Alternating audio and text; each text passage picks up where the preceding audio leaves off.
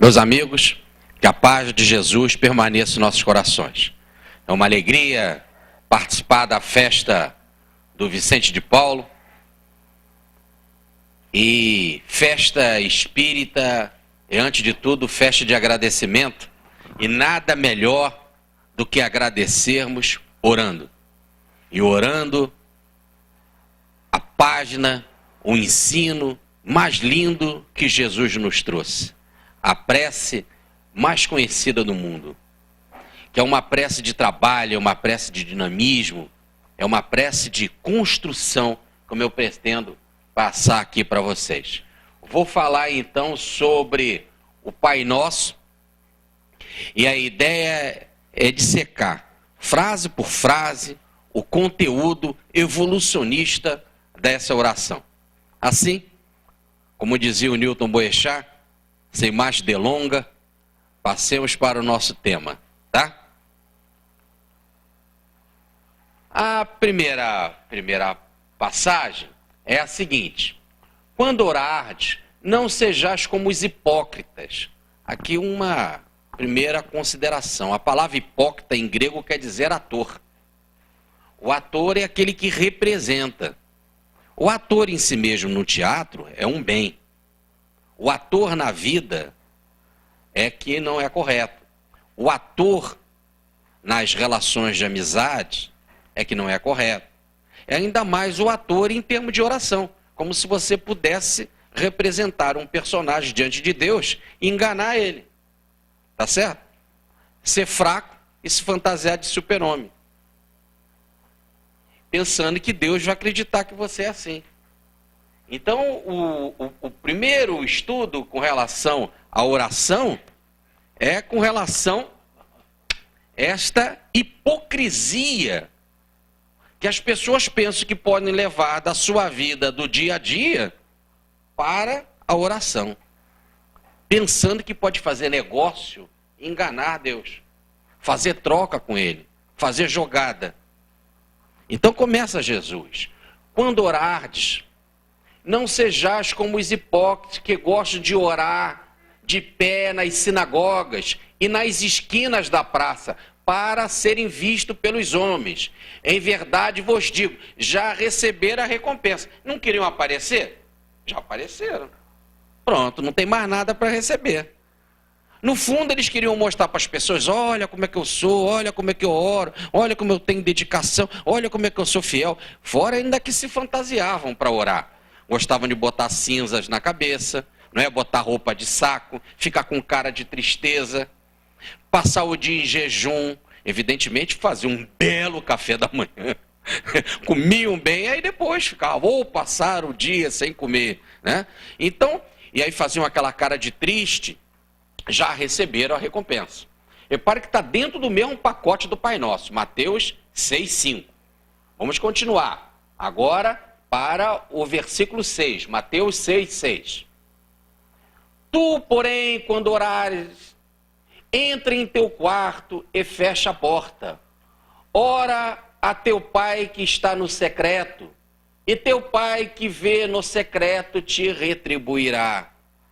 Então nada de ficar procurar a praça pública. Aqui é uma oração que se faz na casa espírita, como acabou de ser feito, que a ideia é de buscar concentração. Mas veja aqui como Jesus está recomendando, a concentração do auditório como um todo, para nos chamar para um tema central. Mas a oração verdadeira, disse Jesus, entra no teu quarto, fecha a porta. Olha, diz mais, ora a teu pai que está no secreto, e o teu pai vê no secreto te retribuirá. Aliás, não precisa falar muito, diz o texto. O pai já sabe de tudo que nós precisamos. Ele é o pai. Diz o Evangelho que ele está dentro de nós. Se alguém disser, ele ali, ele acolá, não vá, não crede, ele está dentro de vós. Logo, ele está no secreto, está no íntimo. O reino de Deus não está lá nem acolá, está dentro do próprio homem. Ou como diz Paulo na primeira carta aos Coríntios, no capítulo 3, versículo 16. Não sabeis que sois templo de Deus e que o Espírito de Deus habita em vós? Está no nosso íntimo, está no nosso secreto. Já sabe de tudo aquilo que nós precisamos. Ora lá no íntimo, fecha a porta, entra em ti mesmo. No mais íntimo, no mais secreto, Fala com ele. Não precisa falar muito. O problema não é de falar, é de sintonizar, é de captar. A palavra é de prata, o silêncio é de ouro. Aliás, você não precisa falar, é mais de captar. Quem tem que falar é ele. A lei é dele, é você que tem que... Quem precisa de direção é você, não é falar para dizer a Deus. Aliás, a gente adora orar ensinando a ele como é que faz, porque a gente sabe de tudo. Não é? E ele, como não sabe de nada, a gente diz: Senhor, ampare o fulano de tal, ciclano, fulano, olha, aquele que está doente, Senhor. Você não sabe? Ele está doente. Olha, ele está no quarto tal, da enfermaria tal, do hospital tal, leito 15, Senhor, não é no 16. Não é para esse que eu estou orando, Senhor. É do leito 15. A gente dá todo o caminho para ele lá, porque ele não sabe, né? Assim, ele tem que ter um mapa. Aí ele chega lá certinho para ajudar. Evidentemente, vocês poderiam dizer assim, mas não devo fazer oração assim? Deve. Mas pensa já diferente como o Espírito. Quando você faz assim, não é que você esteja ensinando a Deus. É que se você está usando a força da tua vontade, você já está sendo um coparticipador da oração. Você já está trabalhando nela. No fundo, você está se projetando, mandando a tua energia, o teu ectoplasma, a sua vibração para aquele caminho chegar lá. E os bons espíritos trabalharem já usando do seu recurso. No fundo, você está dando de você. Então, continue fazendo assim, mas com uma outra mente. Não ensinando, ele sabe de tudo. Ele está no vosso íntimo. Além do mais, se nós devemos viver pelo exemplo, e se a força está no exemplo, e segundo o Livro dos Espíritos, na pergunta 625, Jesus é o modelo. Se ele é o modelo, e se ele manda entrar no quarto e orar, eu pergunto a vocês, quando foi no Evangelho que Jesus entrou num quarto para orar? Sozinho, secreto. Várias vezes ele subiu um monte para orar e a gente não sabe como foi. O Evangelho não conta. Foi orar. Mas quando foi que entrou no quarto? Se o que vale é a força do exemplo. Então já parece que já é meio estranho aqui esse quarto. E a gente tem que interpretar um pouquinho melhor. Então o que eu fui fazer? Eu fui buscar no original grego, já que o Evangelho foi escrito em grego, não é? E o Evangelho de Mateus é o primeiro Evangelho. Mas quando ele foi o primeiro Evangelho escrito lá nos anos 35, ele só era os textos de moral. Por exemplo, o Sermão do Monte, texto de moral. Não tinha esse texto completo que nós temos hoje do Evangelho de Mateus. Muito tempo depois, na década de 60, é que nós temos a escrita completa do Evangelho de Mateus. E aí o texto foi escrito no grego, porque esse primeiro Evangelho de Mateus, como está, onde só tem os ditos de Jesus, livro que se chamava Oráculos do Senhor, como está no livro Paulo Estevão de Emanuel, este foi escrito em hebraico, na língua do Evangelho, mas na língua original lá de Jesus, da Judéia. Agora, depois que o Evangelho correu para o mundo, a língua popular famosa que se falava, seria o inglês de hoje, era o grego naquela época. Por isso que tinha que ser escrito no grego. Então, como essa frase foi escrita em grego, e todas que eu for colocar aqui, então eu fui ver o que é a palavra quarto lá no grego. Porque nós não temos que entrar no quarto, fechar a porta e orar. Então, o que quer dizer quarto? Lá no pensamento de Mateus, será que houve uma boa tradução? Quarto no grego quer dizer a dispensa de administrador da casa. Imagina uma casa, uma boa casa, em que tenha a dispensa onde você guarda os produtos alimentícios. Né? Aquela dispensa ela não pode ficar aberta, porque se é uma casa com muitos empregados, com muitas pessoas, a dispensa tem que ser cuidada. Porque senão pode haver roubo, mexer nas coisas, pode entrar bicho e coisas assim. Então, a dispensa fica fechada, o responsável pela dispensa é o administrador da casa. Seria, por exemplo, numa grande casa, o mordomo da casa. E nós somos uma espécie de mordomo desta casa, deste templo, que é a nossa vida. E nós temos a chave desta dispensa. E na dispensa estão guardados o quê? Não são os alimentos? E quando você faz uma oração, qual é a ideia? É buscar alimento espiritual. Já já vai falar o pão nosso de cada dia, não é isso? Então, se a ideia é buscar o alimento, nada melhor do que ir na despensa. Esta é a ideia. Então, o coração mais íntimo da pessoa é essa despensa, onde que nós temos o grande alimento que é a presença de Deus para nos planificar. Então, a palavra é a despensa que o administrador da casa, que somos nós mesmos, precisamos ter a chave, o segredo, penetrar para buscar alimento. Mas veja o caso de Mahatma Gandhi. Gandhi dizia assim: eu trago essa caverna dentro de mim, ou esse quarto dentro de mim. Por isso aqui eu botei a imagem de uma caverna, onde que está tudo em trevas e a luz espiritual entrando nela. Certa vez disseram para Gandhi assim, na época a Índia tinha 400 milhões de habitantes, agora tem 1 milhão, né? 1 bilhão. Mas aí perguntaram para Gandhi assim: Gandhi, se você quer ser o líder espiritual e político da Índia, por que, Gandhi, que você não vai lá para o alto do Himalaia, entra numa caverna e sozinho no secreto, olha o texto do Evangelho, sozinho no secreto, entra em sintonia com Deus. E aí depois que você se transformar num místico e captar as coisas divinas, aí você volta para ser o líder político da Índia. Ele disse assim: não há necessidade de eu ir para uma caverna lá no Himalaia, eu já trago essa caverna dentro de mim mesmo. Então retornam com a frase de Paulo: não sabeis que sois templo de Deus e que o Espírito de Deus habita em vós? E a frase de Jesus: se alguém disser, ele lá, ele acolá, não vá, não crede, porque antes de tudo está dentro de vós. Continuemos. Vamos para o outro versículo, que agora é o 7º. Continua o estudo sobre a oração. Quando orais, não useis de repetições inúteis como os gentios, que pensam que pelas muitas palavras serão ouvidos. O problema não é de falar muito. Volto a dizer, o Pai está no secreto, sabe tudo aquilo que a gente precisa. Aliás, o objetivo da oração, mais do que falar, é calar para ouvir, para aprender, para captar do alto por intuição. Então não adianta fazer repetições. Aí o terço, os indianos, os muçulmanos, os católicos e tantas religiões têm mania de ficar repetindo. Evidentemente, se você quiser usar como mantra para se concentrar, então é apenas como um exercício de concentração, ainda vai lá. Mas a ideia da oração que Jesus está falando é, antes de tudo, não é repetir. Não é fazer como os gentios fazem, como dizer, a gentalha, as pessoas mais simples e ignorantes espirituais que não conhecem a lei. Aí é isso que Jesus está dizendo, né? Muito pelo contrário. Penso que pelas muitas palavras serão ouvidas. Não.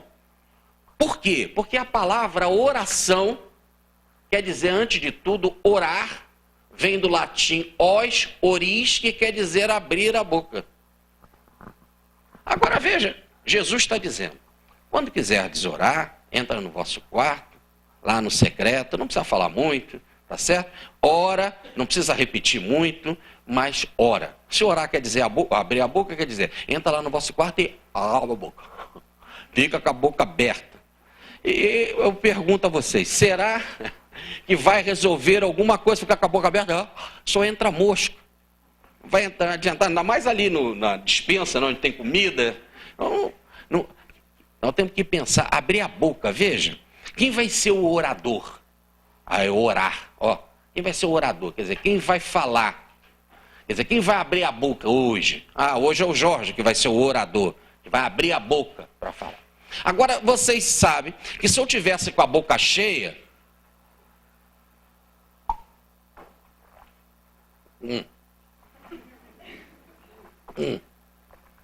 ficou apavorado agora. Fica tranquilo, é só um exemplo. Se eu estou com a boca cheia, se a gente está com a boca cheia, como é que vai falar? Repare então que o sucesso está em esvaziar a boca. Concorda ou não? Aliás, as mães, os educadores não falam, é feio falar com a boca cheia. Esvazia a boca e fala. Até se fala mal, se você está com a boca fumando chiclete. Teve agora um jogador de futebol na semana que engoliu o chiclete jogando bola, você viu? Desmaiou. Semana passada, essa agora, ontem, anteontem.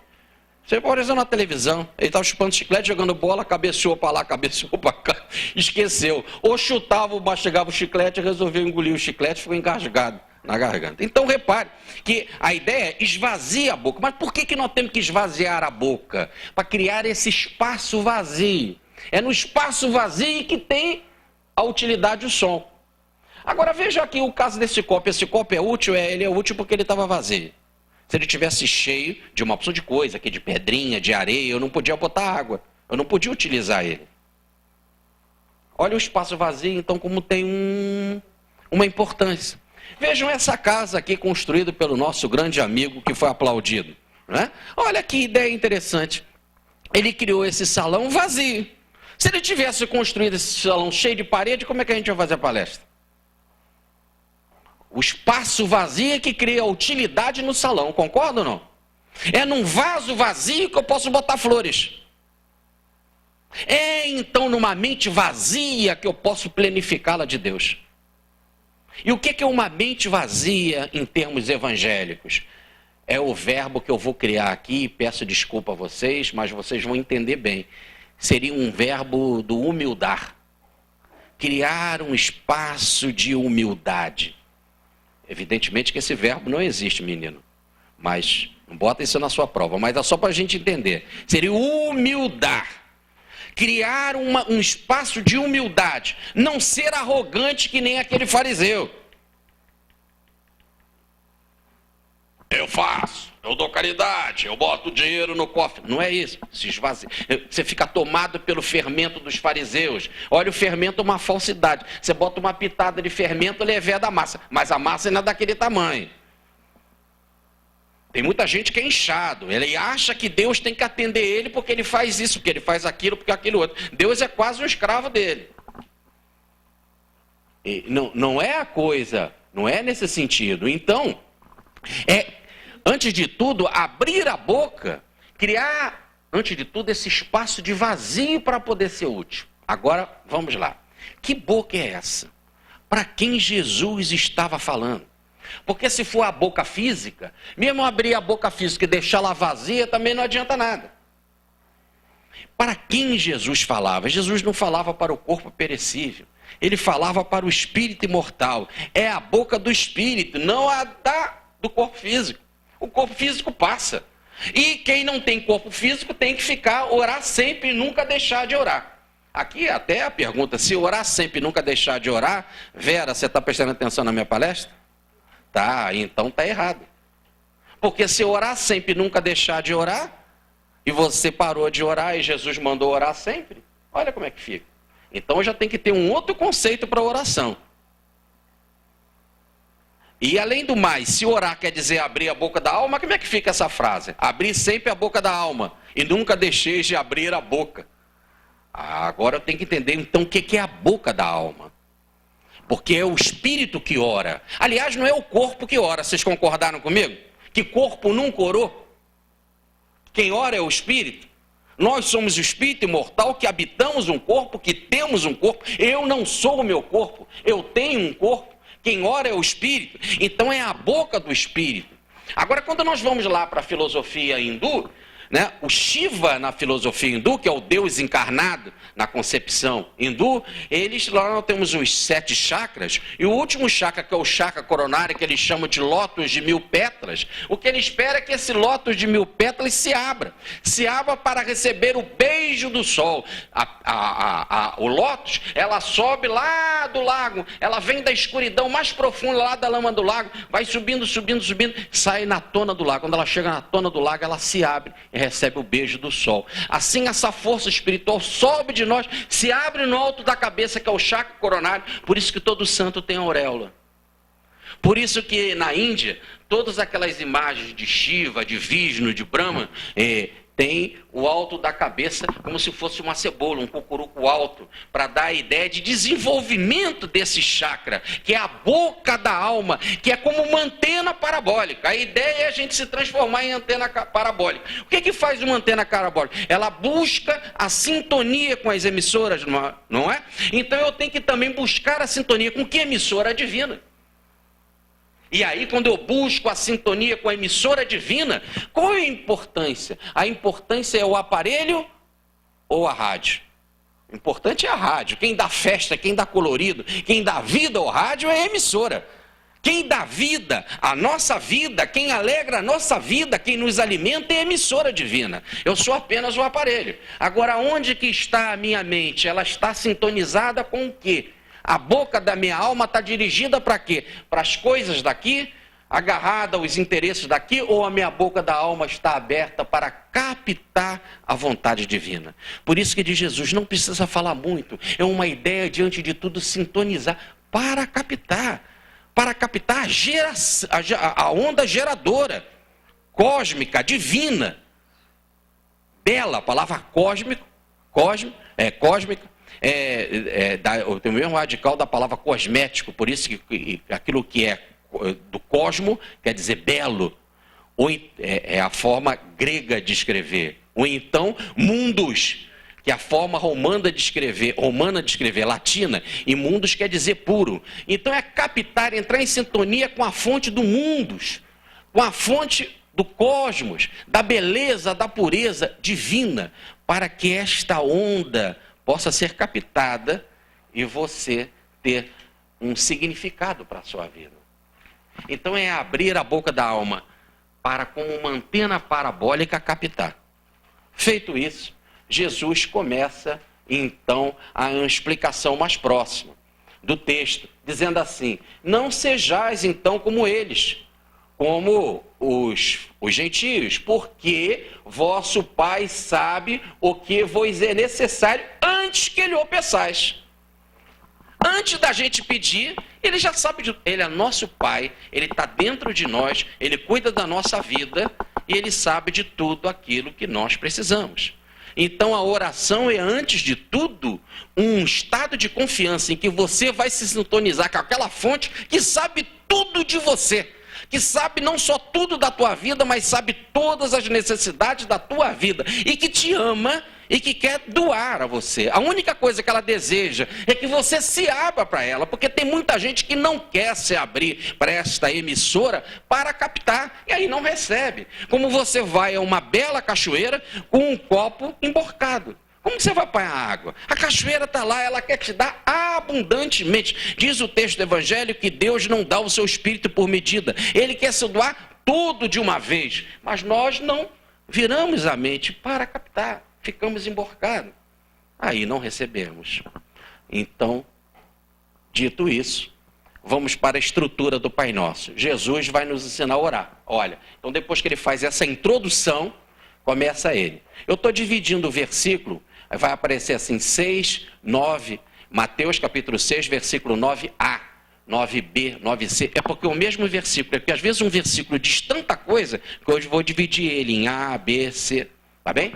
Então a primeira parte do versículo diz assim: orai vós deste modo. Agora ele vai nos ensinar então como fazer, desse modo. E qual é o modo que ele ensinou? Repare que o Pai Nosso está dividido assim. Primeiro nós temos uma invocação inicial, que é Pai Nosso, que estás nos céus. É uma invocação, é uma afirmação. Depois vem 3 petições espirituais. Santificado seja o vosso nome, venha a nós o vosso reino, seja feita a tua vontade, aqui na terra como nos céus. Depois vem 4 petições éticas, que é pão, que é perdão, tentação, livrar do mal. E depois vem uma afirmação final, dizendo que ele é glorioso, louvado, amém. Então a estrutura, Jesus diz assim: quando fordes orar, fazei assim. Invocação, 3 petições espirituais, 3 petições éticas e uma afirmação final. Ou melhor, a oração tem princípio, meio e fim. Podemos imaginar um avião na pista, Aí ele sobe, depois se estabiliza, aí começa a descer, aí para na pista. A oração tem caminho, ela é uma onda, consequência lógica. Isso quer dizer o seguinte: a nossa mente, o espírito, tem que estar arrumado para orar. Por isso que não é uma oração assim, não é uma bagunça. Entra no teu quarto, fechada a porta, no secreto, estrutura a mente, tranquiliza a mente. A mente tem que estar arrumada para que a oração saia arrumada. Diz Ramakrishna, a mente é como um macaquinho, vive pulando de galho em galho. Então tranquiliza a mente, acerena a mente para orar. É bom até fazer uma leitura antes de orar. Já vai entrando em sintonia e depois abra a mente. Vamos lá, vamos para a sequência de Jesus. Primeira frase: nosso Pai que está nos céus. É simplesmente assim imenso esse texto. Começa ele falando, nosso Pai. Que Pai? É o Criador. Nosso. Logo ele se inclui. Ele não fala vosso Pai. Aí é uma grande passagem que Jesus diz mesmo que não é Deus. É nosso Pai. É o meu Pai, é o teu Pai, é o Pai dele, é o Pai de todos, é o Pai de Jesus, é o Pai do reino mineral, vegetal, animal, é de toda a criação, é o Pai de tudo, é o Criador total. É o Pai total. Agora, repare como ele diz assim, Pai Nosso. Essa primeira afirmação ela é lindíssima, porque é um ato de confiança.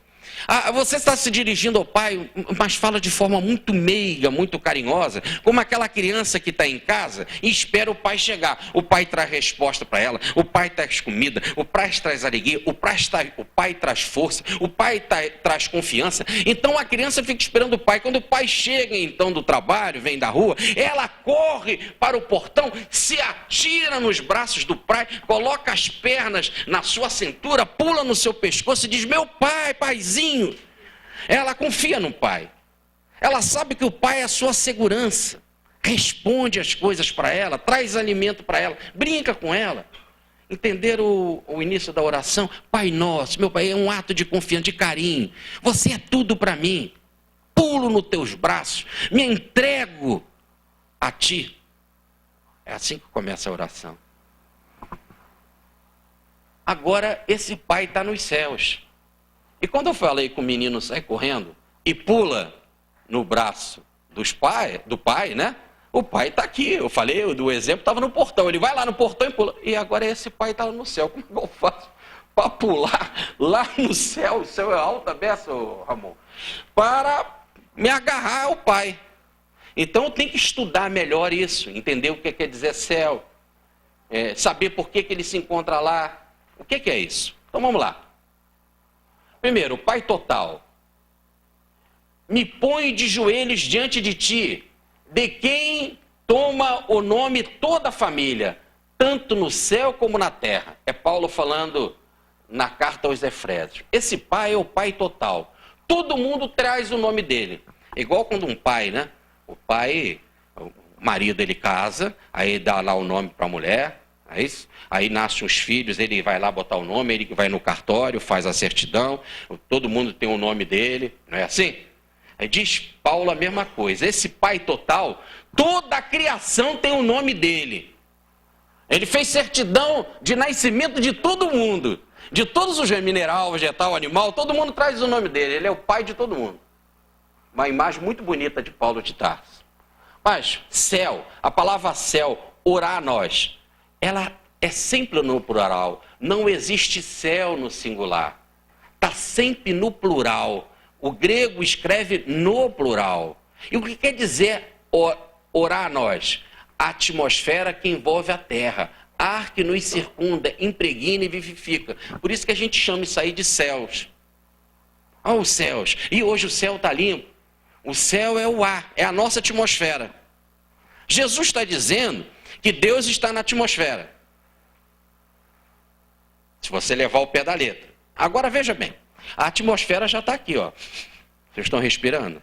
Ah, interessante. Desde que começou a palestra, vocês estão respirando e não perceberam que estavam respirando.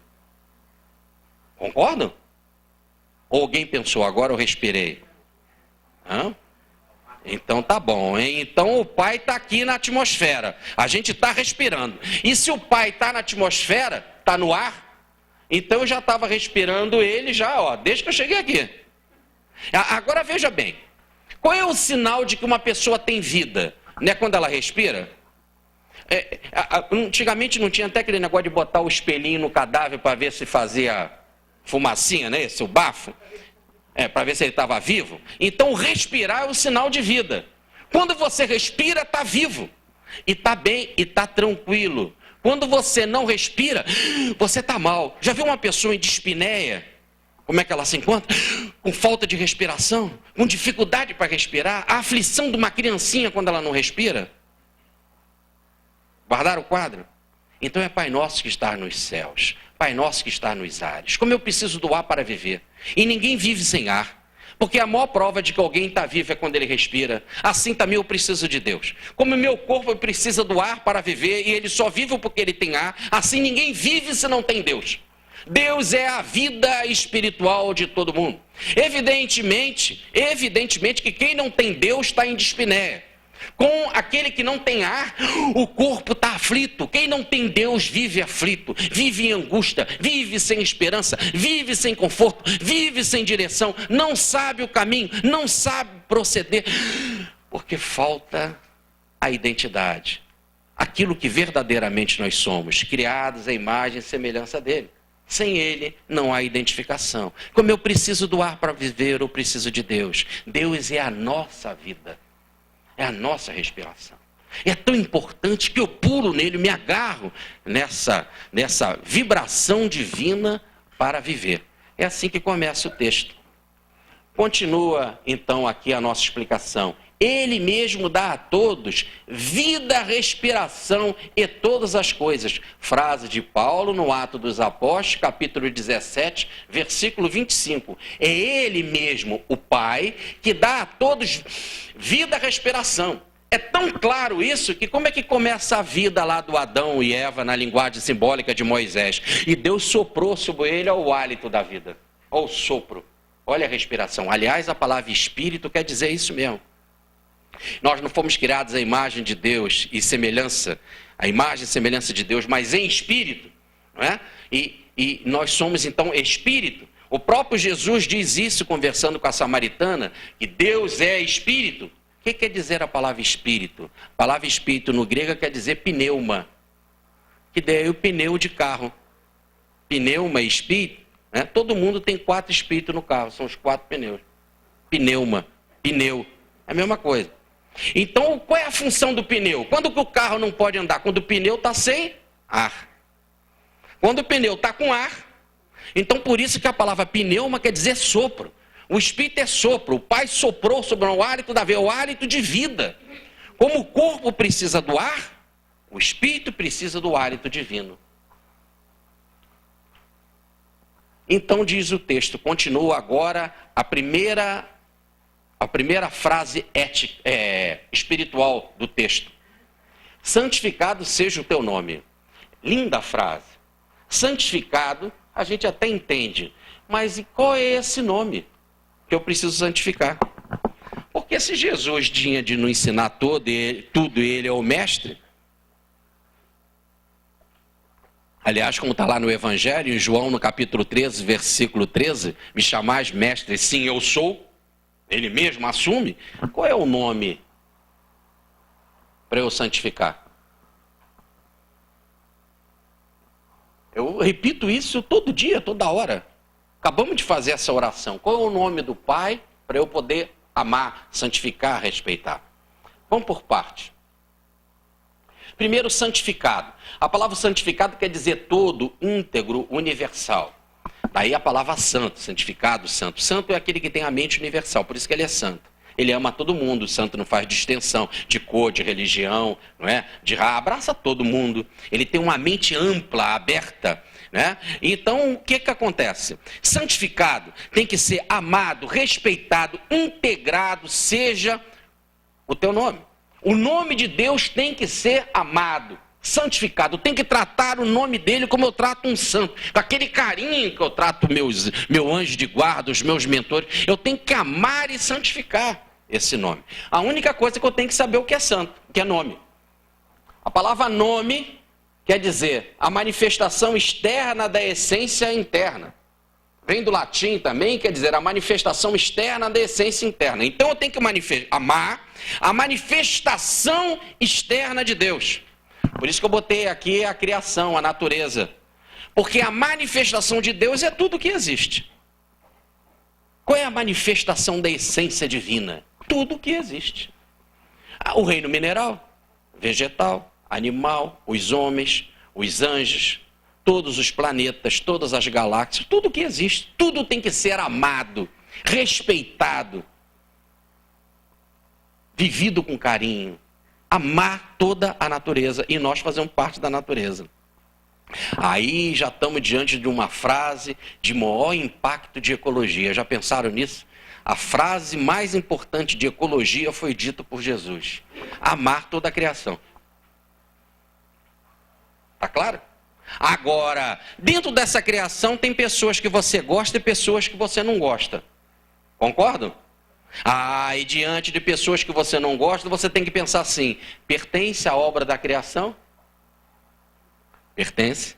São também filhos de Deus? São. Diz Jesus, o seu sol ele derrama sobre justos e injustos. Sim. Então sobre aqueles desregrados também o Pai derrama o seu sol sobre ele? Sim. Faz parte da criação? Faz. São também filhos de Deus? São. Logo, são nome de Deus, são manifestação de Deus? Sim. Então amar todo mundo. Aí a gente entende a frase de Jesus: amai os vossos inimigos, fazei bem àqueles que vos perseguem e caluniem, porque é o nome de Deus. Santificado seja todo o teu nome. Logo tudo, independente de tudo, de quem seja, de quem for, de que situação for, de que nível for, tudo tem que ser amado e respeitado e santificado. Logo, significa a maior frase ecológica, mas não só para a natureza mineral, vegetal e animal, mas inclusive para a natureza hominal, integrando o homem ao espírito de fraternidade, para que ele possa fraternamente ter não só ele, mas toda a natureza como irmã.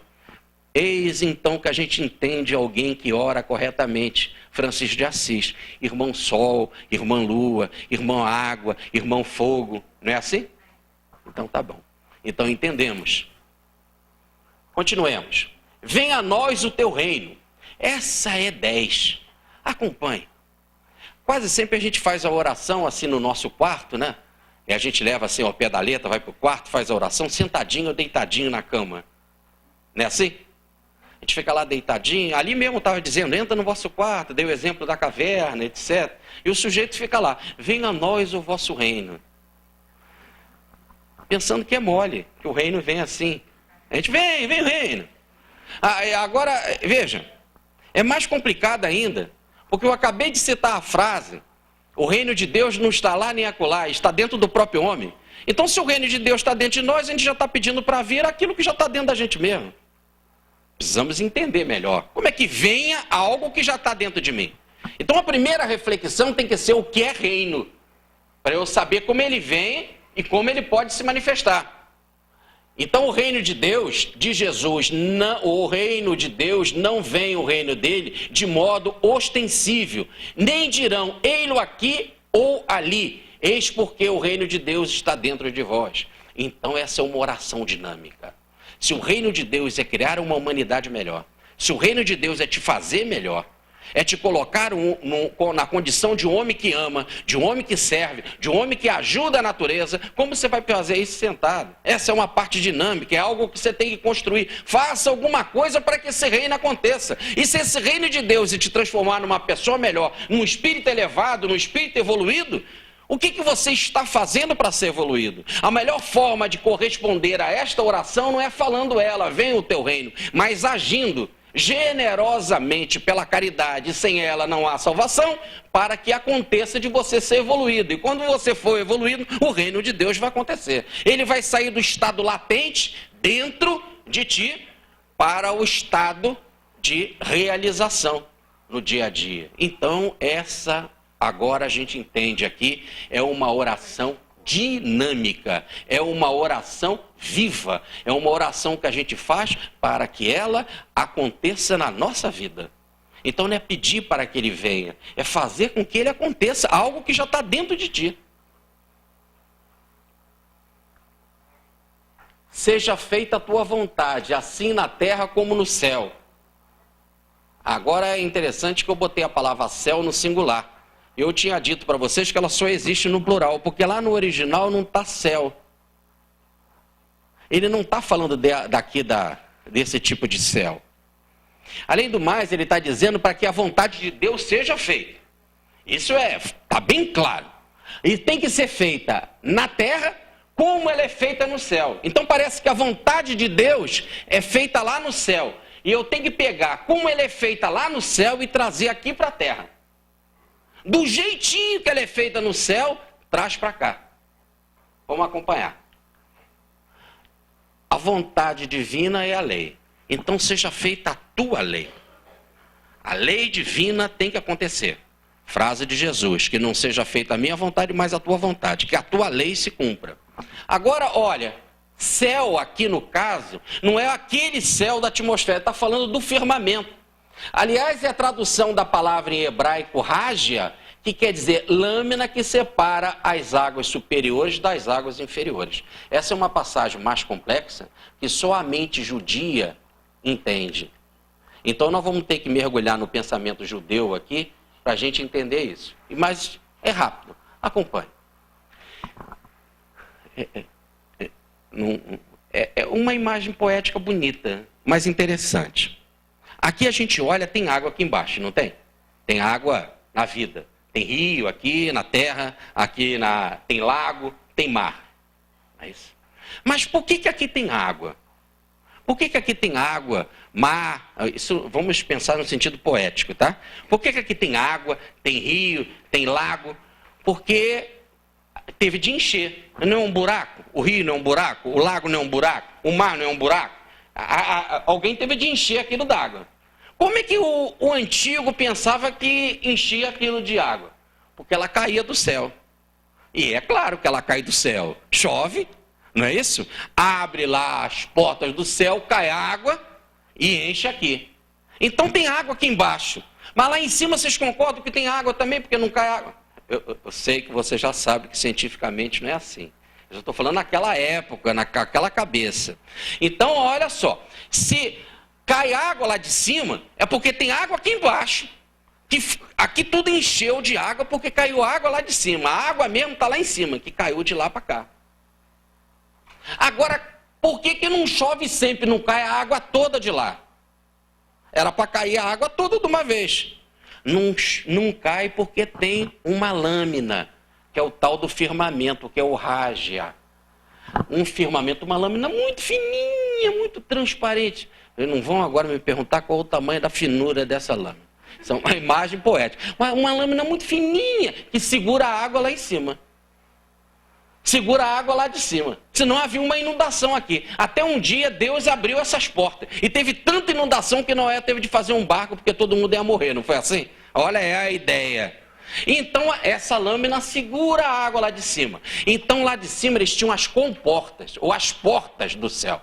Que depois do cristianismo diz que é São Pedro que cuida. A gente até faz essa linguagem, quando está chovendo, de São Pedro está lavando o céu. Quando troveja, São Pedro está empurrando os móveis. Vou parar de falar bobagem. Essa foi a última coisa, coitado de São Pedro.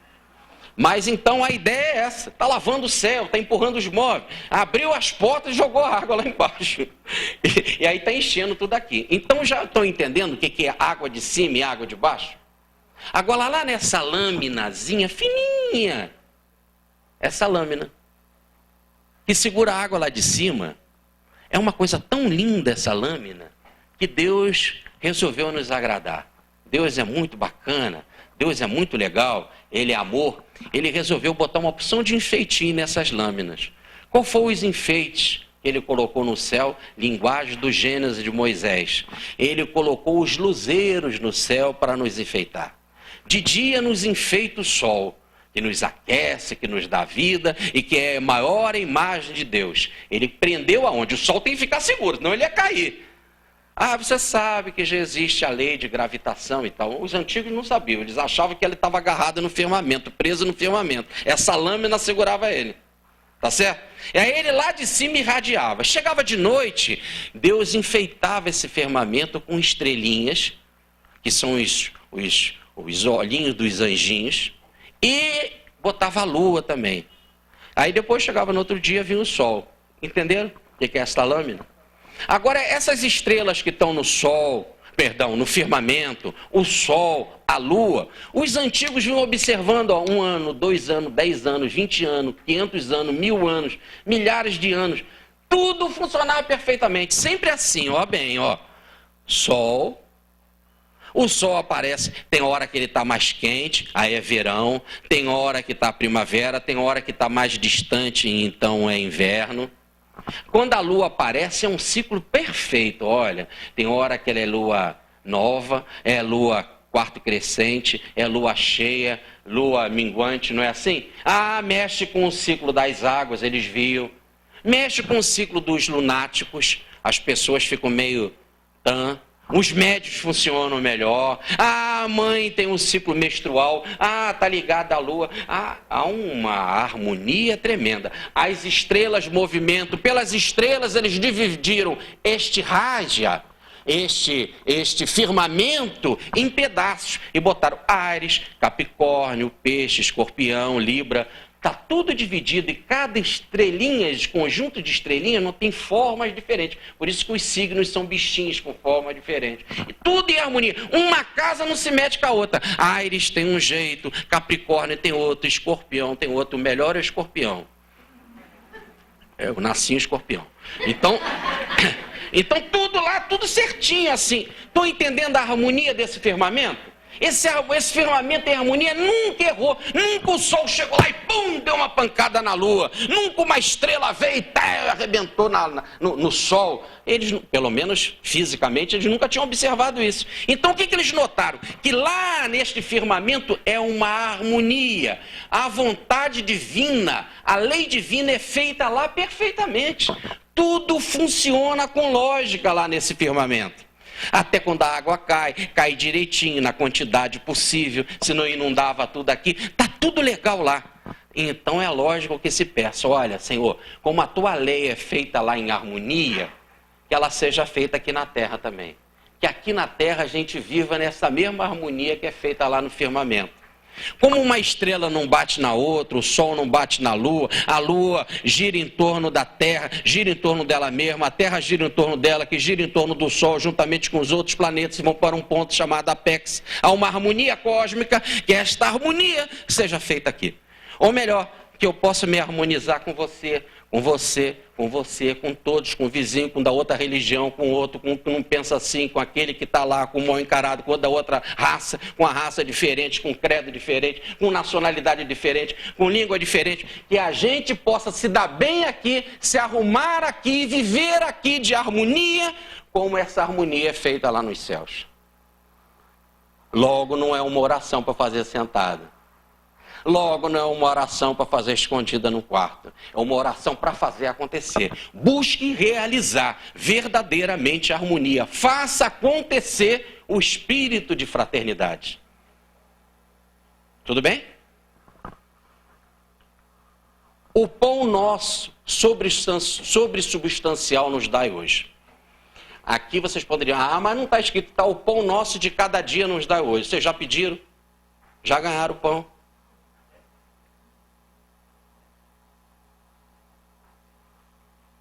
Parece que quer dizer uma outra coisa. Tanto que a gente repete essa frase, se a gente não vai trabalhar, ele não chega. Vou contar esse negócio de pão. Assim, mas poderia materializar o pão. Então vou contar uma pessoa que materializou o pão, como é que foi. Jesus, não foi? Eram 5.000 homens, fora as mulheres e as crianças. Eram 2 peixinhos e 5 pães. Jesus multiplicou. Todos comeram. Comeram e ainda sobraram 12 cestos de pescadores. O 12, na numerologia, olha aí, as 12 casas de zodiacais, quer dizer tudo. O todo, né? Já viram alguém nascer sem ser numa das casas zodiacais? Não, né?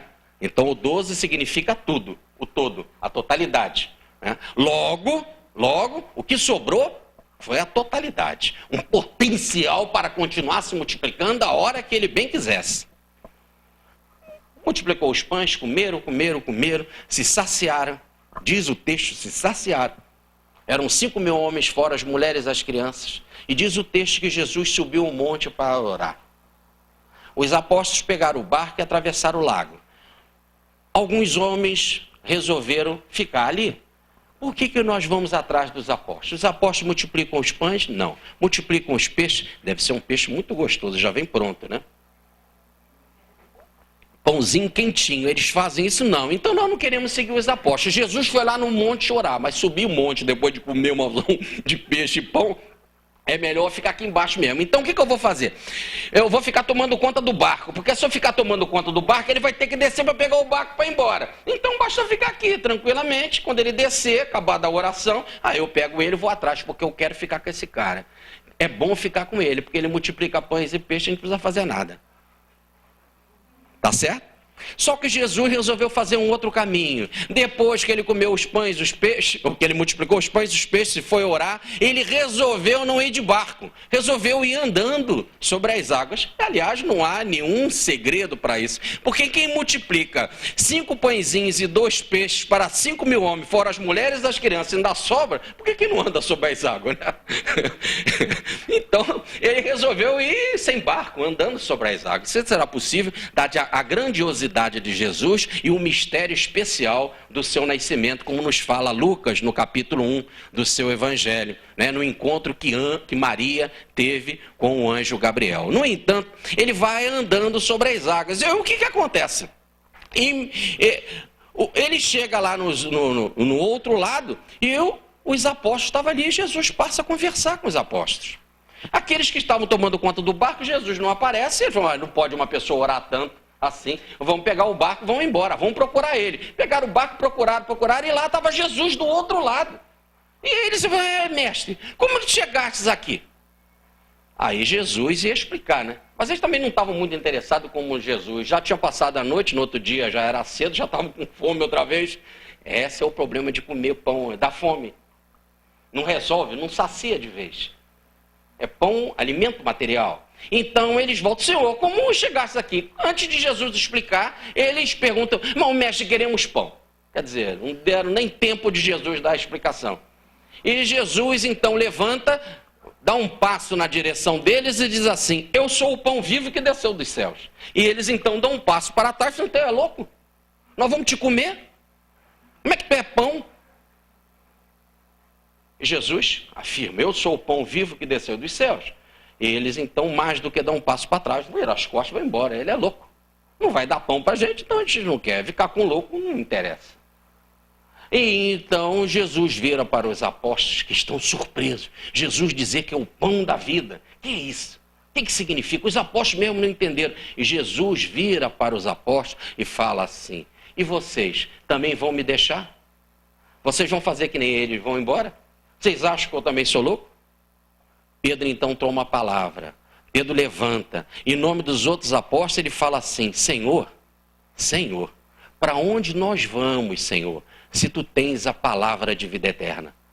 A mensagem espiritual. Para onde nós vamos, Senhor? Se a tua mensagem espiritual é de vida para nós. Agora nós entendemos o que é pão da vida.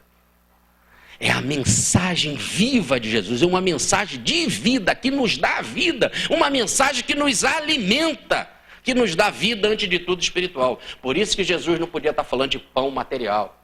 Aliás, pão material que era inadmissível a gente ficar pedindo, porque não chega assim de graça, como não? A palavra é essa, espiosol. Aquilo que é conforme a natureza, me deu o pão que é conforme a minha natureza. São Jerônimo já traduziu muito bem para o latim na Vulgata, nos anos de 400, quando ele traduz pela substância que está, a supersubstância que está no além. Me dê a supersubstância tua, Senhor, que está no além, me dê ela, me plenifique com a tua substância. Está se falando da vida, do alimento espiritual. É esse que me dá. Esse que eu preciso, antes de tudo, para eu poder ter força para buscar no dia a dia o outro pão. Porque se eu estiver desanimado, como é que eu vou levantar para buscar o outro pão? Então me dê esse pão que está além da matéria. física, o pão que é espiritual, para o que tenha força para buscar o outro. Tanto que é verdade que diz Jesus, não só de pão viverá o homem, mas de tudo que sai da boca de Deus, da emissora divina, que eu, como antena parabólica, tenho que abrir a minha boca da mente para captar tudo que sai da boca divina. É aquilo que eu me alimento. É lá que está esse quarto secreto, que é a despensa cheia do alimento divino que eu tenho que captar, comer. Eu tenho que ir lá na despensa divina do grande administrador da casa cósmica, e ele, o administrador da casa cósmica, e apanhar o alimento que eu preciso para viver. Aí o alimento daqui da terra, diz Moisés, está no Gênesis capítulo 3, versículo 19. O alimento daqui da terra tu comerás com o sol do teu rosto. Então não é esse que eu tenho que pedir. Porque a própria frase é essa. Se quer o pão daqui da terra, tu vai comer com o sol do teu rosto. Agora, eu não consigo, eu não tenho força para suar e conseguir esse pão. Às vezes tem dificuldade, tem problema de enchente, tem problema de frio, há problema com trigo. E então, Senhor, me dê o alimento espiritual para que eu tenha força, para que eu possa comer o pão aqui da terra. Buscar com o meu trabalho, conseguir o pão para sustentar a mim mesmo e minha família. Ora, aliás, é o que diz Allan Kardec no Livro dos Espíritos, na pergunta 676. Trabalho é expiação e meio de aperfeiçoamento. Então você não pode pedir o pão de graça, porque imagina você fala, Senhor, me dá o pão. O pão chega, eu vou trabalhar? O pão. E aí não vamos pensar só no pão. Vem o pão, já porque Deus é tão bom que ele já faz o sanduíche completo. É um X-Deus. É um X-Deus. Vem tudo. Vem com tudo. Um pacote. Agora, então, vem aquilo tudo completo, você vai fazer o quê? Aí você quer o pão, quer casa, e Deus vai te dando. Não, você tem que trabalhar. Aqui na vida, o trabalho é expiação e meio de aperfeiçoamento. Continua o texto. Perdoai as nossas dívidas, assim como nós perdoamos os nossos devedores. Olha a frase. Perdoai, a verdadeira tradução dos melhores textos da agora.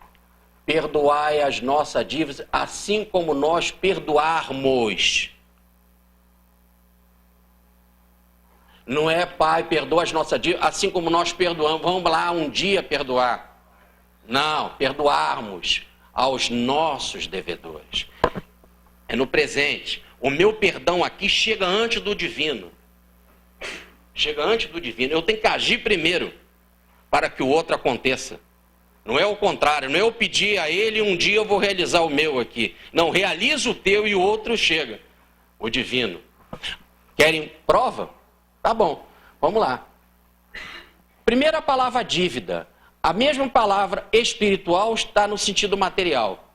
Então é perdoar as nossas dívidas. Que dívida é essa? São as nossas dívidas kármicas. Porque a gente gosta de falar de dívida para tirar a onda de granfino. Porque quem tem dívida é granfino, não é assim não? Hoje está lá no jornal, vocês já viram o jornal hoje de Franca? Qual é o Correio da Franca, né? O Comércio da Franca. Olhem lá, está na segunda ou terceira página. Aliás, está na primeira página. 61% dos francanos estão endividados. Igualzinho no Rio de Janeiro, igualzinho em São Paulo, igualzinho. Está no jornal de hoje. Né? A maior dívida, cartão de crédito, depois cheque e depois vem carro, compra de carro. Bacana, negócio de carro é legal. Sim, não é essa a dívida, isso é coisa de bacana. Pobre não tem dívida. Já viu pobre com dívida? Pobre não tem dívida. Tem a classe média e os ricos. Pobre não tem cartão de crédito, não tem nada disso. Então, aqui que está se falando é de dívida espiritual. É do teu karma. O que todo mundo tem, rico, pobre, bom e mal, o que todo mundo tem é karma. O nosso passado é compromissado. Então, Senhor, eu tenho dívida. E essa mesma palavra dívida serve para dívida material. Essa dívida que tu tem no cartão de crédito, que você fica assim, não sabe como solucionar, também você tem uma dívida lá do karma. Mas aqui no cartão de crédito os bancos me chamam, não é, Antonino? Os bancos me chamam para negociar, não é assim?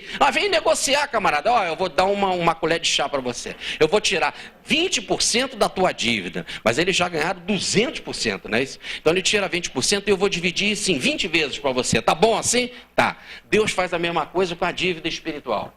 Ele te dá uma moleza porque ele é misericordioso. Nunca a gente paga o que a gente tem que pagar mesmo. Porque se fosse, a gente não suportaria. Mais ainda, ele divide. Você não consegue pagar tudo de uma vez, consegue numa única encarnação. Se você for pagar todo passado, então está dividido. Vem uma encarnação, tu pega um carro, leva um saco de cimento. Na outra, tu leva um outro. E assim você vai levando toda a construção da tua vida. Vai carregar tudo, mas vai pagar, porque não cai um pingo da lei sem que tudo esteja pago, realizado e cumprido. Então, a palavra dívida é o mesmo sentido da dívida material. O perdoar, eu tenho que perdoar. Perdoar. Perdonar em latim. Dar completamente. Então eu espero que o Pai me dê completamente. Se eu quero que o Pai me dê completamente, eu quero que o Pai me dê tudo. Mas a recomendação é que eu também tenho que dar tudo para os outros. E tem que fazer antes dele me dar. Então eu tenho que aprofundar um pouquinho mais isso. Tem mais coisa aí para a gente refletir. Vejamos. Já perdoarmos, no grego está em vista uma ação já terminada, antes do perdão recebido da parte de Deus, como nós já explicamos. Estou forçando para a gente lembrar bem. Outro item, perdoar. Agora sim. A palavra foi escrita no grego. No grego é afieme. Afieme quer dizer desligar, soltar, libertar.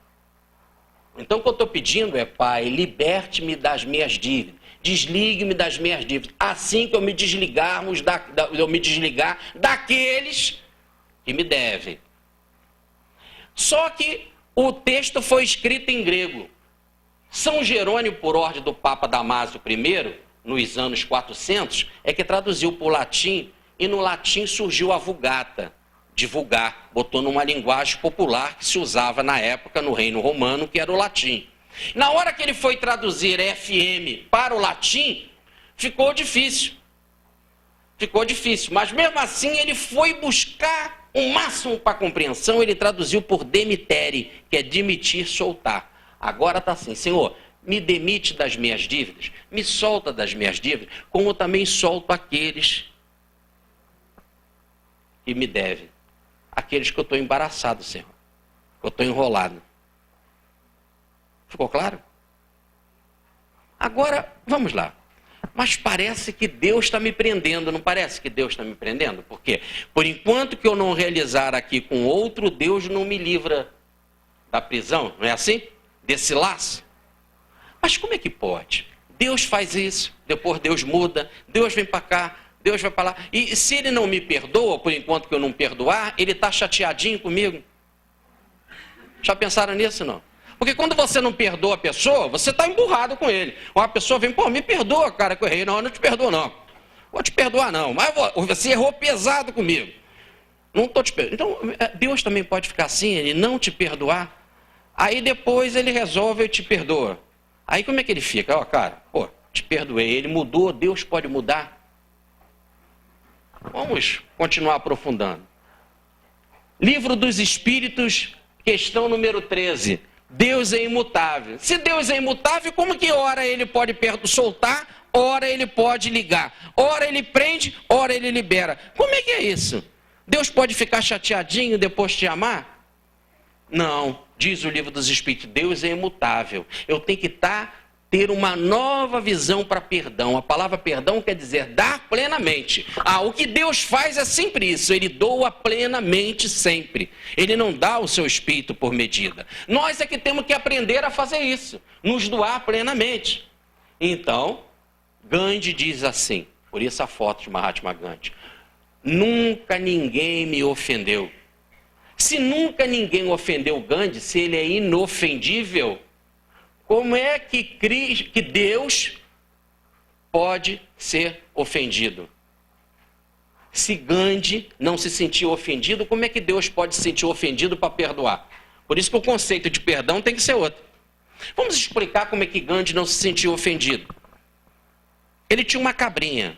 Ele fazia a armação do seu óculos de arame. E ele andava com a cabrinha e com 3 livros debaixo do braço. O Alcorão, se ele encontrasse um muçulmano, ele pregava.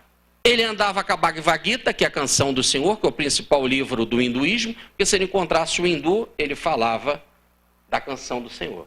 E andava com o evangelho debaixo do braço, principalmente o Sermão do Monte, onde que tem essa oração do Pai Nosso, e que ele dizia que é o livro mais extraordinário do mundo, que se todos os livros do mundo fossem perdidos, só sobrasse o Sermão do Monte, nada teria sido perdido.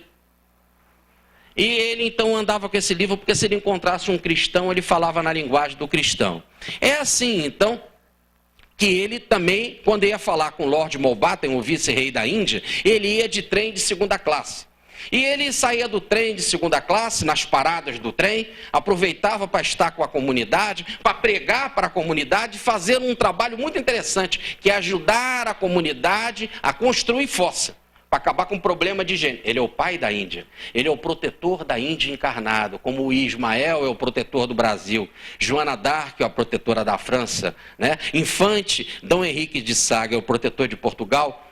Ele é o protetor da Índia, estava ali, ele é a alma grande, o Mahatma, o pai da Índia. Então ele ajudava a Índia a construir fossa. Mas a Índia não só não sabia construir fossa, mas também tinha de aprender a limpar a fossa. Então ele construía a fossa, ensinava a limpar a fossa, pregava sobre o Evangelho, sobre o Corão, sobre a Bhagavad Gita, e entrava no trem e assim ia. Quando ele chegava para falar com o Lord Mountbatten, que tinha de ter muita paciência para esperar Gandhi, para negociar, por isso que ele cedeu muito, porque ninguém aguenta esperar tanto assim.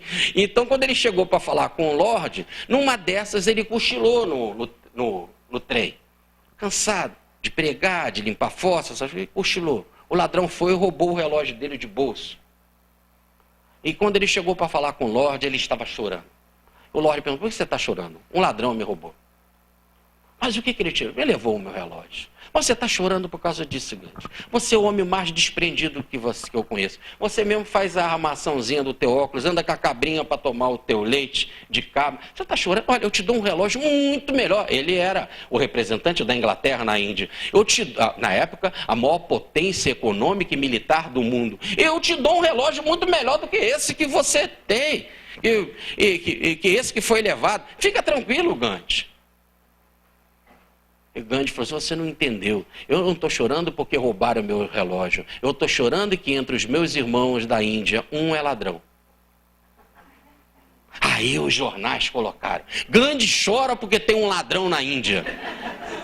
Jornal só... Gandhi chora porque tem um ladrão na Índia. E aí conta a história do relógio. Aí o ladrão que leu, o ladrão que roubou o relógio, leu aquela matéria no jornal, ficou profundamente sentido, arrependido. O que ele foi fazer? Ele foi procurar Gandhi.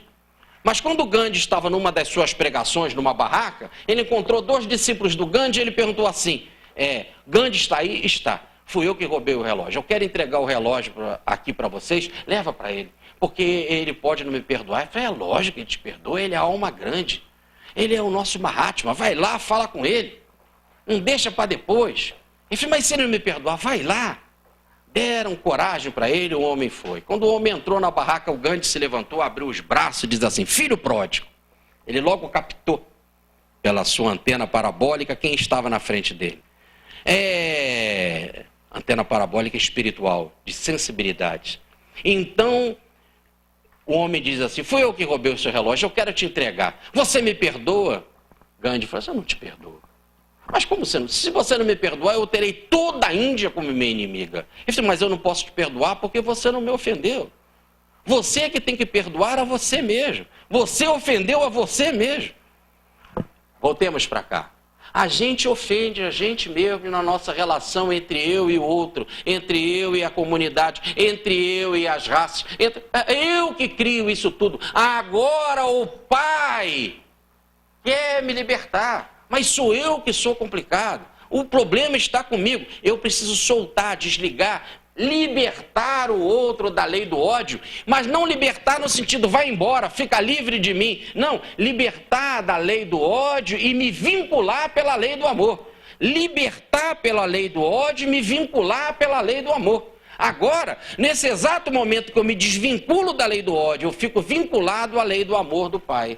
É isso que Jesus está falando. Então, ao mesmo tempo que eu me dou ao outro, seja lá quem for o outro, mesmo se o outro for meu inimigo, eu me dou a ele por amor, automaticamente estarei integrado à tua casa, aos teus princípios, à tua lei. Depois vem a frase, não nos deixes cair em tentação.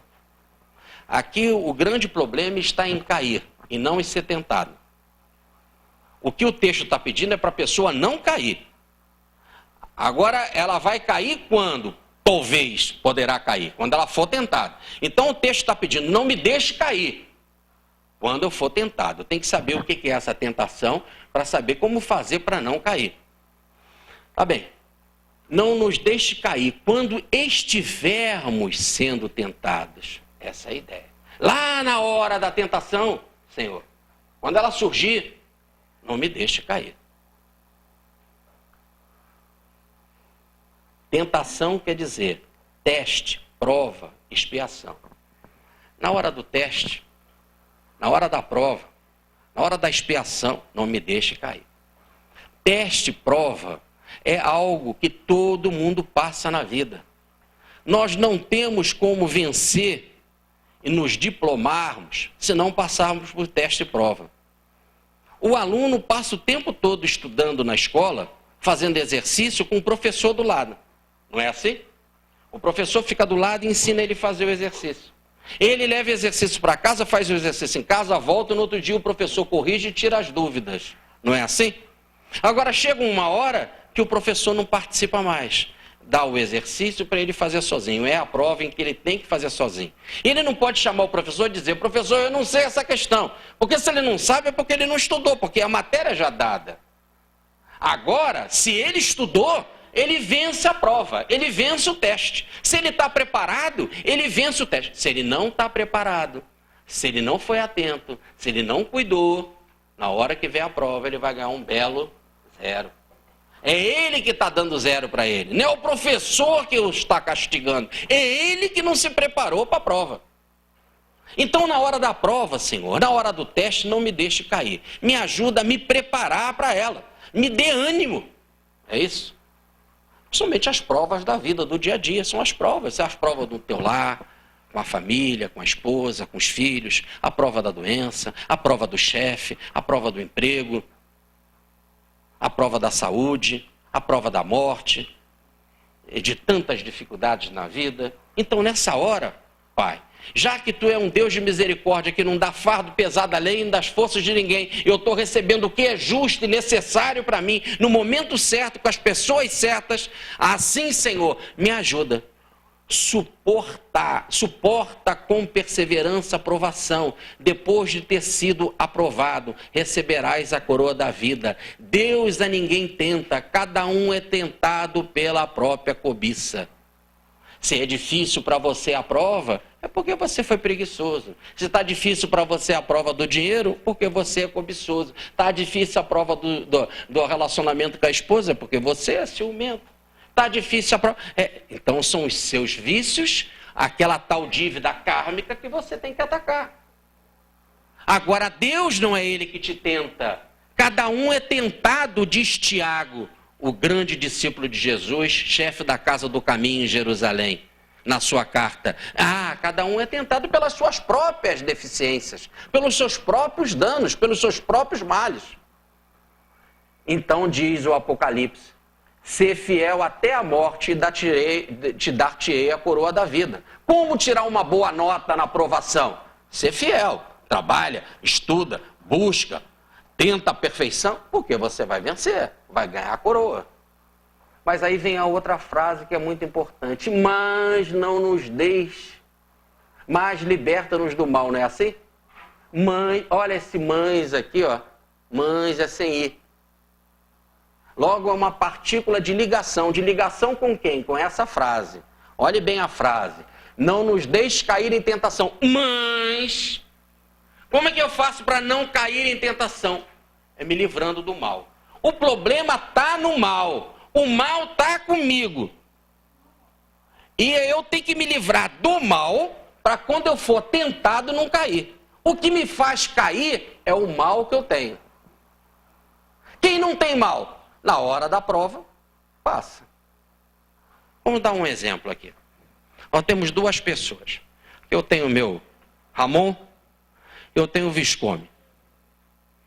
Tá certo? E eu sou mineiro. Eu trouxe aqui uma cachaçinha maravilhosa de Minas. Ramon gosta de beber. Visconde não gosta. Aí eu chego para Visconde e digo assim, Visconde, olha, tá aqui uma cachaça maravilhosa que eu trouxe para você de Minas. Ô, Jorge, obrigado pelo presente, valeu, muito bem. Pronto. Fica por isso mesmo. Quando eu chego para o Ramon e digo, Ramon, trouxe uma cachaçinha maravilhosa aqui de Minas. A boca fica cheia d'água. O coração pula. Fica numa... Entenderam o que é o vício? É algo que está nele, não está no outro. Aí você fica, eu quero. Agora ele pode chegar a tomar uma dosinha, porque não tem problema nenhum. Jesus tomava vinho. Isso aí faz diferença nenhuma. Agora você acabar com uma garrafa, aí que é diferente. Aí é cair quando foi tentado. Eu estou tentando. Estou dando uma prova. Olha, um presente. A prova às vezes vem assim com a maior boa intenção. Toma. Aí, o problema está nele. Entenderam?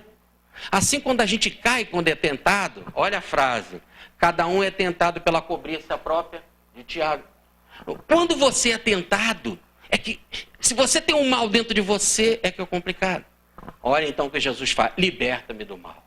O mal não é uma necessidade. Se o mal fosse uma necessidade, diz o Newton Boechat no seu livro O Espinho da Insatisfação. Jesus não diria, Pai, livra-nos do mal. Porque como é que ele vai dizer, Pai, livra-nos do mal, se o mal não é necessidade na vida? É porque o mal não é. O mal é algo que eu coloquei porque eu fui desatento à lei divina. Agora eu criei um mal para mim. Então diz a oração, livra-me do mal. Para quando eu for tentado, porque tentado todo mundo tem que ser, provado todo mundo tem que ser, passar por prova na escola todo mundo tem que passar. Então quando eu for provado, que eu não caia. Porque eu não tenho que ter o mal, porque o problema é o mal em mim. Ora, então, o mães aqui... a partícula mães é de suma importância, porque liga esta última petição à precedente. Tudo bem? Então era de suma importância porque ela é uma partícula de ligação. Eu tenho que me livrar do mal para não cair em tentação. Olha aí então, ponerol, por ser o masculino do mal, ou neutro do mal com L, mal de modo geral, provações diversas de todo tipo, ou mal em sentido espiritual obsessivo. A frase é aberta. Jesus não fecha. O texto usou uma palavra tal que o mal pode ser qualquer problema da vida, problemas diversos da vida, como pode ser um mal no sentido da obsessão, de um problema espiritual, de um ataque de um inimigo espiritual. Pouco importa. Se você está sendo atacado por inimigos espirituais, você está amarrado a eles. Liberta, ama, orienta, viva o evangelho, ora. E se você tem problemas na vida, são os seus karmas. Tenha confiança, busca. Saiba que você está recebendo o que tem que receber. Você tem dívida para pagar, tem que pagar a prestação do teu karma. Então vem a afirmação final. Termina o texto do Evangelho com a seguinte frase. Porque teu é o reino, o poder e a glória para sempre. Mateus capítulo 6, versículo 13. Só que agora a gente abre uma porção de Bíblia e os protestantes estão cada vez ficando mais afiados, porque eles sabem que o mundo está ficando consciente e que não adianta ficar enganando. Então hoje a gente abre muitas Bíblias, vai nesse versículo e não encontra essa frase. Sabe por quê? Não faz parte do original. Essa doxologia foi omitida pelos melhores e mais antigos de manuscrito. Não está lá. Depois de tanto ser copiado o texto, antigamente não se tinha impressão, não se tinha xerox. Então um escriba copiava, o outro ia copiava dele, o outro ia. Um achou que tinha de colocar essa frase. Aí colocou essa frase. Mas só que ela é muito bonita, ela não é errada, ela é lindíssima. Ele realmente, teu é o reino, teu é o poder, a glória para sempre e a palavra amém. que nós já vamos ver o que é. Ela não está errada, só que ela não está no original. Nas melhores traduções das edições paulinas, das Bíblias protestantes revistas agora, etc. Mas eu quis falar porque nós já estamos tão viciados com esta frase que a gente acaba dizendo ela no Pai Nosso. Então vamos encarar ela. Ela em si mesma não está errada. O escriba pode dizer assim, foi inspirado, mas não é frase do texto original. Então vamos ver aqui a palavra amém. Porque teu é o reino, o poder e a glória para sempre, nós sabemos disso. Agora, amém. Por que amém? Amém é essa palavra daqui, ó. Amém se escreve assim em hebraico. É interessante que é uma palavra tão importante que ele não botou em grego. Ele colocou lá no grego a palavra em hebraico. Ele não fez a tradução dela. Porque amém quer dizer derivação do verbo ser firme ou ser verdadeiro. Amém quer dizer verdade. Então, como que o escriba interpretou esta oração? Ele interpretou dessa forma. Depois de tudo aquilo que você falou, ou pensou na sua oração, você tem que terminar com a palavra verdade. Tudo isso que você falou é o quê? Verdade. Qual é a verdade? A verdade é, veja, isso é importante a gente entender. O que é o amém? O que é a verdade? Dita por Jesus. A verdade é que Deus é o nosso Pai, que é o Pai dele, que é o meu Pai, que é o Pai de todo mundo, que é o Pai de toda a criação. Santificado tem que ser toda a criação. Toda manifestação de Deus tem que ser amada, tem que ser santificada, tem que ser respeitada. Amar num equilíbrio ecológico toda a natureza, inclusive a fraternidade entre todos os homens. Venha a nós também o teu reino, que eu seja melhor, que eu faça um mundo melhor, que eu faça acontecer um mundo melhor. Mas também me dê o pão espiritual para que eu possa ter força para levantar, trabalhar, para que eu possa buscar a transformação desse mundo e criar uma nova humanidade voltada para os princípios da lei divina, para que a lei divina se faça entre elas. Assim, então, que seja feita a tua vontade, Senhor, aqui na terra, como ela é feita nos céus. Que essa vontade seja feita aqui, que aqui o homem aprenda a viver em harmonia. Mas, Senhor, faça com que eu me doe plenamente, seja lá quem for que estiver diante de mim, amigo ou inimigo, que eu transforme as minhas inimizades em amizades, para que o teu amor possa ser derramado abundantemente sobre a minha vida. Mas mais, Senhor, eu sei que eu sou provado, faz parte da lei da vida, da lei da evolução, ser testado, ser provado. E sei que eu sou fraco, sei que eu tenho muita dívida, sei que eu tenho muito erro, então me ajude para que na hora que eu for tentado, eu tenha força para erradicar o mal de mim, tirar o mal de mim que foi e é a causa que me faz cair quando sou tentado. Afaste-me a preguiça, afaste-me a cobiça, afaste o ciúme, a inveja, o orgulho, o egoísmo, aquele velho egoísmo que quer que tudo gire em torno de mim, Senhor. Que eu possa transformar a minha vida em altruísmo, abraçando a todos e vivendo em fraternidade. Era isso que eu tinha para trazer para vocês, queridos amigos de Franca. Nesta festa querida, abençoada do Templo Espírita Vicente de Paulo. Nesta bênção de 20 anos de trabalho para Jesus. Trabalho que foi realizado divulgando os princípios de Allan Kardec, que nada mais são do que o Evangelho redivivo aos moldes do cristianismo primitivo. Aqui aprendemos a orar, aqui aprendemos a servir, aqui aprendemos a perdoar, aqui aprendemos a dar de nós mesmos. E aqui começamos a construir, pelo próprio Templo Vicente de Paula, um mundo melhor, uma Franca melhor, um lar nosso melhor, uma vida nossa pessoal melhor. Tudo porque aqui nós somos inspirados por Jesus. Tudo porque aqui recebemos de Jesus a direção, o caminho, o princípio, a condução para uma vida melhor.